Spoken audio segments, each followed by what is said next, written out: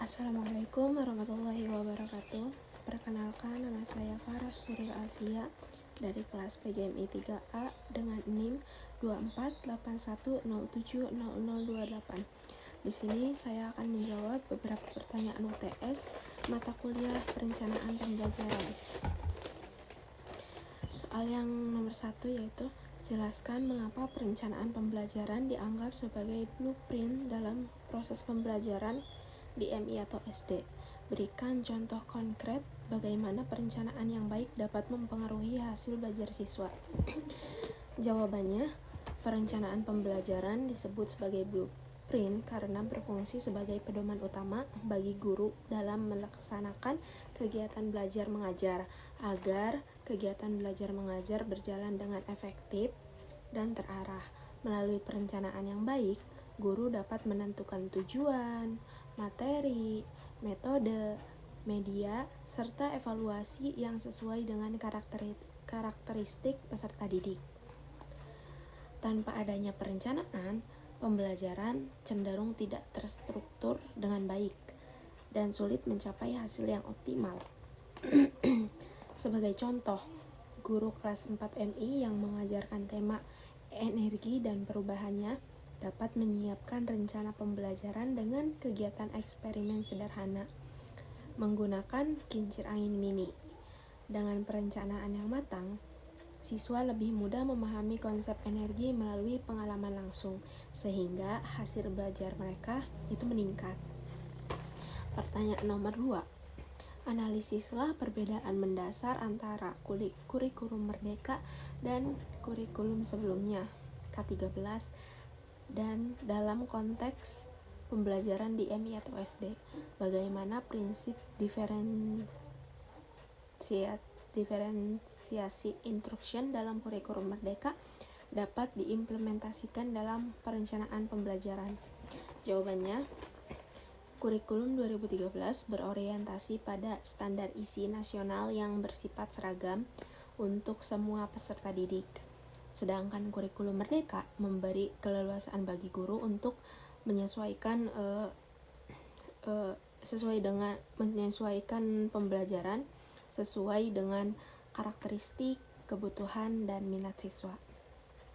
Dalam kurikulum Merdeka, penerapan diferensiasi instruction dilakukan dengan menyesuaikan konten, proses, dan produk pembelajaran. Misalnya, pada tema lingkungan sekitar, siswa dengan gaya belajar visual dapat membuat poster kebersihan, sedangkan siswa yang kinestetik melakukan praktik memilah sampah. Pendekatan ini membantu setiap siswa belajar sesuai dengan potensinya masing-masing. Soal nomor 3 yaitu rancanglah sebuah desain pembelajaran untuk tema lingkungan sekitar di kelas 4 MI atau SD dengan mengintegrasikan pendekatan project based learning. Tulislah langkah-langkah atau sintaks utama secara sistematis. Jawabannya nih, misalkan temanya itu lingkungan sekitar kelas 4 MI atau SD, pendekatannya project based learning. Langkah-langkah penerapannya dapat dilakukan sebagai berikut. Yang pertama itu menentukan pertanyaan mendasar, misalnya bagaimana menjaga kebersihan lingkungan sekolah agar tetap nyaman. Yang kedua itu merancang proyek seperti membuat video atau poster kampanye kebersihan sekolah. Yang ketiga itu menyusun jadwal dan pembagian tugas antar murid atau antar siswa. Yang keempat itu melaksanakan proyek dengan pendampingan guru selama prosesnya berlangsung. Yang kelima itu mempresentasikan hasil proyeknya di depan kelas. Terus yang keenam itu melakukan refleksi terhadap manfaat proyek bagi lingkungan sekolah. Nah, model-model itu tuh mendorong siswa untuk berpikir kritis, bekerja sama, dan berkontribusi nyata terhadap lingkungan sekitarnya. Soal nomor 4 yaitu pilihlah salah satu model pembelajaran, misalnya inquiry, problem problem based learning atau discovery learning yang sesuai untuk pembelajaran tema kearifan lokal di kelas 6 MI. Jelaskan alasan pemilihan model tersebut serta uraikan strategi, metode, dan teknik yang akan digunakan. Nah, nomor 4 ini metode pembelajaran yang tepat untuk tema kearifan lokal adalah inquiry learning, karena model ini mendorong siswa untuk belajar melalui proses mengamati dan menemukan informasi sederhana. Pada tingkat kelas 4, bentuk inquiry yang digunakan perlu disesuaikan agar tidak terlalu kompleks. Nah, guru dapat menampilkan gambar atau video tentang tradisi atau budaya. Kemudian meminta siswa mengamati ciri, fungsi, dan nilai yang terlihat. Setelah itu, siswa menjawab pertanyaan pemicu dari guru dan menyimpulkan hal-hal penting berdasarkan hasil pengamatan. Sebagai penutup, siswa dapat membuat poster sederhana tentang salah satu kearifan lokal yang telah dipelajari. Pertanyaan terakhir atau pertanyaan nomor 5 itu, jelaskan hubungan hierarkis antara CP, ATP, dan TP dalam kurikulum Merdeka.